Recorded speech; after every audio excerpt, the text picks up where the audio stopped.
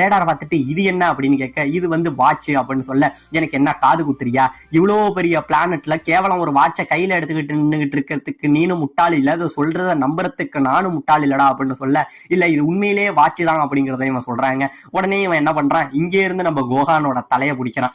நீ பூமியில பண்ணினத்துக்கு உன்னை கொல்லணும்னு ஆசைதான், ஆனா உன்னை அவ்வளவு சீக்கிரம் கொண்டுட மாட்டேன். ஏன்னா இப்போதைக்கு எஞ்சி இருக்கிற சயான் நம்ம 3 பேர் தான், உங்க அப்பன், நானு, அப்புறம் நீ இருக்கிற நீ தான் இருக்கிறதுல லாஸ்ட் சயான் குழந்தை.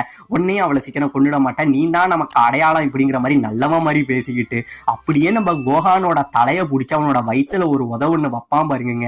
இந்த இடத்துல நம்ம கோகானுக்கு பொறிகலங்கி விடுது, என்ன பண்றதுனே தெரியாம அப்படியே கீழே விழுந்துடுறான். இப்ப என்ன சொல்றான், பரவாயில்ல சின்ன பையனே, உன்னை அவ்வளவு சீக்கிரம் கொண்டுட மாட்டேன், ஒழுங்கா எனக்கு தேவையான எல்லா டிராகன் பாலையும் இப்ப கிடைச்சிடுச்சு, ஒழுங்கா இப்பயே இந்த இடத்த விட்டு நீங்க பூமிக்கு போங்க, என் டிராகன் பால் எல்லாம் கிடைச்சி என் பவர் அடைஞ்சதுக்கு அப்புறம் உங்க பூமியுமே வந்து நான் கொல்லுவேண்டா அப்படின்னு சொல்லிக்கிட்டு நம்ம வெஜிட்டா இங்கே இருந்து என்ன பண்றான், அப்படியே பறந்து போய்